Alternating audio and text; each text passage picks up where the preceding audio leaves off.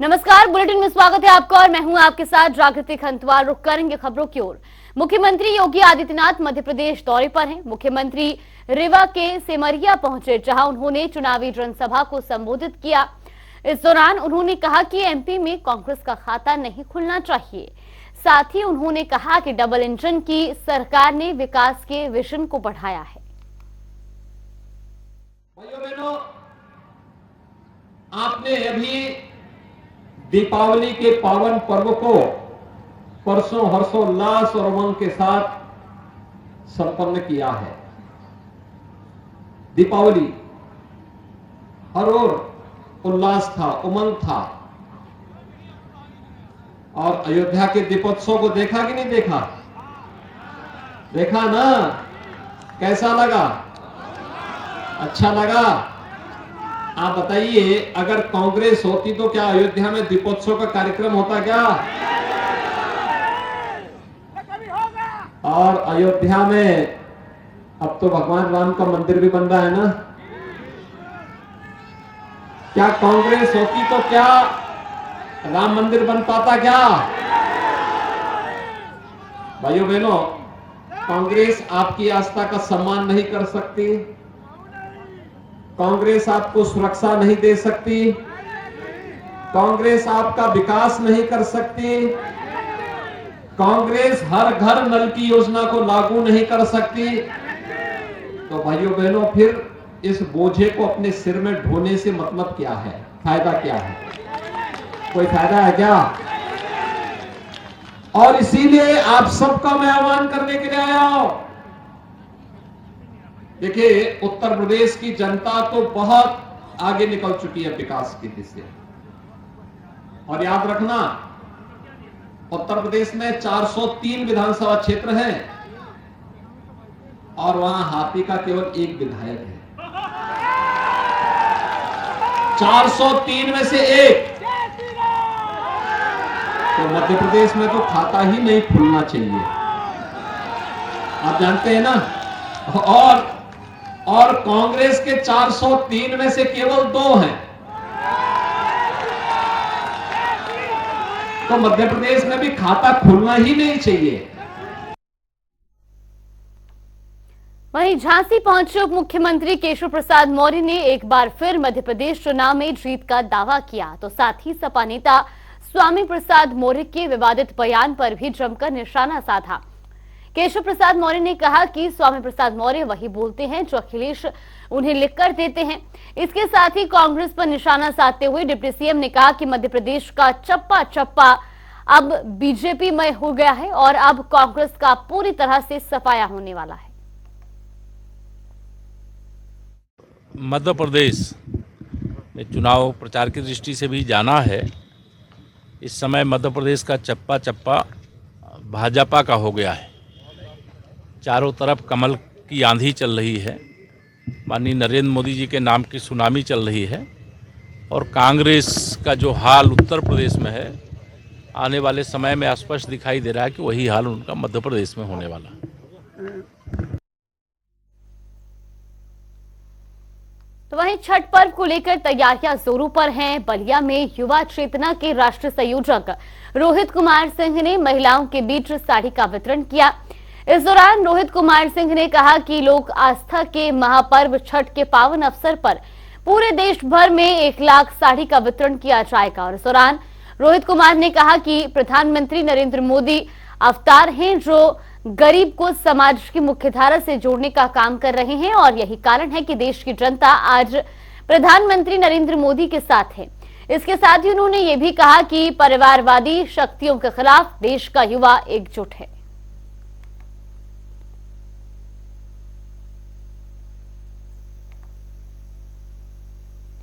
तो वहीं दिवाली में हुई जमकर आतिशबाजी ने एक बार फिर आबो हवा को बिगाड़ कर रख दिया है। गाजियाबाद में बढ़े प्रदूषण से शहर में धुंध की चादर देखने को मिल रही है। ये देखिए रिपोर्ट। दिवाली के बाद से ही एक बार फिर से प्रदूषण में इजाफा दिखने लगा है। खासतौर से दिल्ली और आसपास के इलाके जो एनसीआर के अंतर्गत आते हैं, वहां वायु प्रदूषण काफी ज्यादा बढ़ गया है। गाजियाबाद भी इससे अछूता नहीं है। यहाँ air quality very poor category में दर्ज किया गया है। धुंध और धुएं की मोटी परत छाई हुई है। खास तौर से सुबह के वक्त तो हालात ज्यादा ही खराब थे। विजिबिलिटी भी काफी कम थी, इसलिए तमाम वाहनों को गाड़ी की हेडलाइट जलाकर गाड़ी चलानी पड़ रही थी। Ghazipur fruit and vegetable market के पास वाहनों की गति काफी धीमी रही, क्योंकि ज्यादा दूर तक देख न पाने की वजह से लोग धीमी स्पीड में ही गाड़ियां चलाने को मजबूर थे। प्रदूषण बढ़ने से सांस संबंधी बीमारियां भी बढ़ने लगी हैं। डॉक्टरों की सलाह है कि एयर क्वालिटी इंडेक्स काफी ज्यादा बढ़ा हुआ है, इसलिए सुबह मॉर्निंग वॉक करने से बचें। तो वही रुक करेंगे बड़ी खबर की ओर। बड़ी खबर आपको बता दें, श्रावस्ती से बड़ी खबर, बड़ी जानकारी। श्रावस्ती के 6 मजदूर उत्तराखंड में फंसे। उत्तरकाशी में मजदूरी करने गए थे 6 मजदूर, भूस्खलन से टनल दुर्घटना में फंसे मजदूर करीब 40 लोग श्रावस्ती के, इसमें 6 मजदूर शामिल हैं। आपको बता दें कि डीएम कृतिका शर्मा ने इस पूरे मामले का संज्ञान भी लिया है, क्योंकि दिवाली के दिन जहां उत्तराखंड में निर्माणाधीन टनल ध्वस्त हुई थी और इस दौरान इस टनल के अंदर 40 मजदूर फंसे हुए हैं, जिनका लगातार रेस्क्यू किया जा रहा है। 60 मीटर तक का जो मलबा था उसके अंदर ये मजदूर फंसे थे, जिनमें से अभी लगातार मजदूरों को अंदर पानी की सुविधा भी दी जा रही है, खाना उनको पहुंचाया जा रहा है, लेकिन अभी तक जो मजदूर है उनका रेस्क्यू लगातार जारी है। ऐसे में उत्तरकाशी के इस टनल में फंसे 6 श्रावस्ती के भी मजदूर हैं।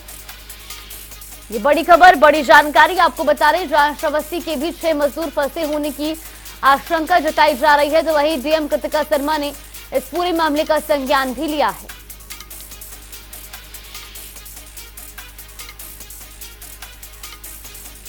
तो टनल दुर्घटना में करीब 40 लोगों के फंसे होने की जानकारी सामने आई है और ऐसे में इनमें से 6 श्रावस्ती के रहने वाले बताए जा रहे हैं, जो कि मजदूरी करने के लिए उत्तराखंड गए थे।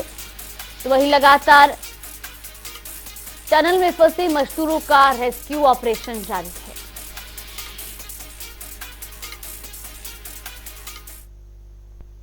और रुक करेंगे अगली बड़ी खबर की ओर। बड़ी खबर, बड़ी जानकारी आपको बता दें, इस वक्त की बड़ी खबर, छुट्टियों में ताजमहल पर उमड़ी भीड़। ताज का दीदार करने पहुंचे पर्यटक, विदेशी पर्यटकों ने किया ताज का दीदार। तो टिकट सर्वर हुआ down, parking full, ticket counter पर भी लंबी लंबी कतारें पर्यटकों की देखने को मिल रही है और ऐसे में जो टिकट सर्वर है वो भी डाउन हो चुका है और साथ ही साथ पार्किंग की अगर बात की जाए तो पार्किंग भी फुल है, क्योंकि छुट्टियों में लोगों का रुख ताजमहल की ओर देखने को मिल रहा है और ऐसे में खासतौर पर विदेशी पर्यटक भी इस दौरान ताजमहल पहुंच रहे हैं।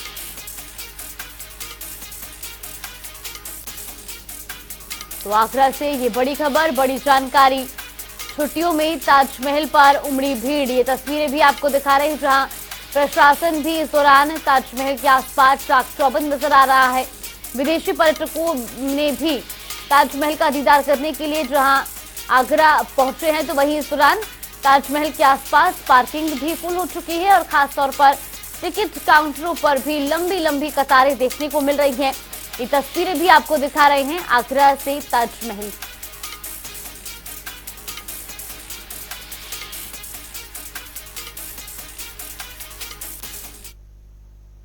और संत कबीर नगर से बड़ी खबर, पुलिस थाने पहुंची बुजुर्ग महिला, फरियाद लेकर पहुंची वृद्ध महिला। थाने में पुलिस वालों ने उन्हें भोजन करवाया, तो वहीं तुरंत कार्रवाई के निर्देश भी दिए गए हैं। गांव के 2 लोगों के खिलाफ ये बुजुर्ग महिला शिकायत लेकर पहुंची थी, जिसके बाद पुलिस ने भी इस पर तुरंत कार्रवाई के निर्देश दिए हैं। गांव के 2 लोगों के खिलाफ ये शिकायत थी। ये बड़ी खबर, बड़ी जानकारी, पुलिस थाने पहुंची बुजुर्ग महिला, तो फरियाद लेकर पहुंची वृद्ध महिला, जिनकी शिकायत होने के बाद तुरंत एसओ को भी इस पूरे मामले पर कार्रवाई करने के निर्देश दिए हैं।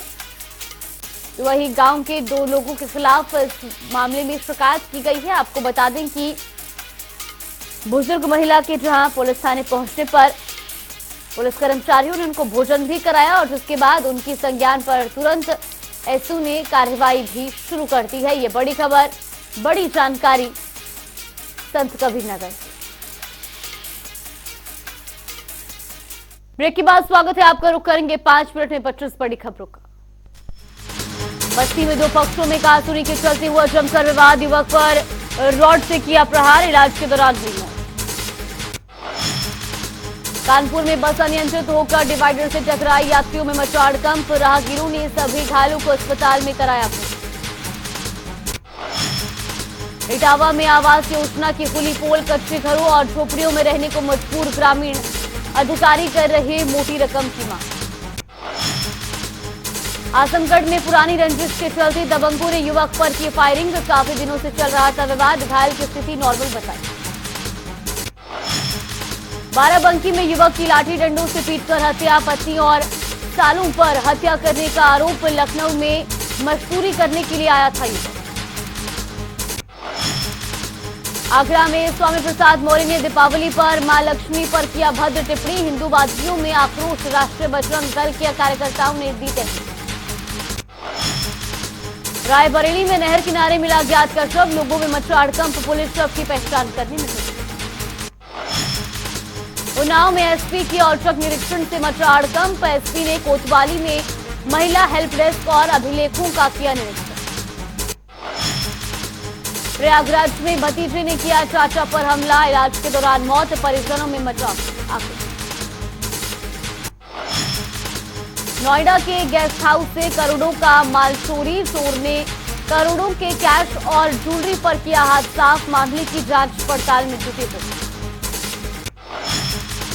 ग्रेटर नोएडा में चोरों के हौसले बुलंद, चोरों ने 2 से 3 घरों को बनाया निशाना, लाखों रुपए के माल पर किया हादसा।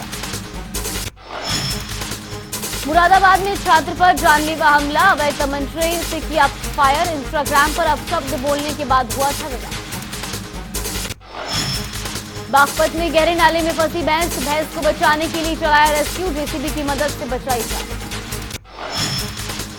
सोनभद्र में अवैध शराब तस्करी मामले में पुलिस को कामयाबी, 700 से ज्यादा पेटी अवैध शराब बरामद, 70 लाख रुपए बताई जा रही शराब की। अंबेडकर नगर में दिव्यांग युवक पर खाकी ने बरपाया कहर, युवक की पिटाई का वीडियो सोशल मीडिया पर वायरल, परिजनों में रोष। लखनऊ के केजीएमयू में मरीजों की डाइट से हो रहा खिलवाड़, खाने की व्यवस्था पर लगाया जा रहा पलीता, 3 दिनों से मरीजों ने नहीं मिल रहा मक्खन, दूध और चाय। बागपत में 6 साल के बच्चे के साथ कुकर्म, बच्ची को अस्पताल में कराया गया भर्ती, पुलिस कर रही मामले की जांच। अलीगढ़ में टैंकों से बेटा चोरी की घटना सीसीटीवी में हुई है।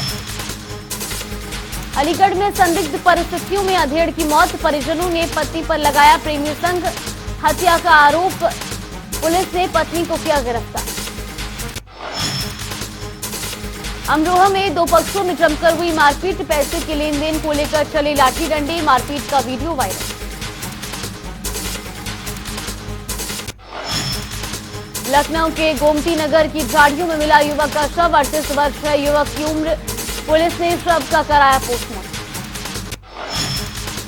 मिर्जापुर में गंगा जमुनी फाउंडेशन ने कवि सम्मेलन का किया आयोजन, सम्मेलन में उमड़ा जन सैलाब, कवियों ने श्रोताओं का किया मनोरंजन। कन्नौज में नशे में धुत स्कॉर्पियो चालक ने साइकिल को रौंदा, मां और बेटा गंभीर रूप से घायल, पुलिस ने गाड़ी का लेकर शुरू की जांच। आगरा में छुट्टियों में ताजमहल पर उमड़ी पर्यटकों की भीड़, हजारों की संख्या में पहुंचे देशी और विदेशी पर्यटक। गाजियाबाद में नशे की हालत में मेडिकल स्टोर में घुसी कार, लाखों के सामान का हुआ नुकसान, सीसीटीवी फुटेज हुआ वायरल।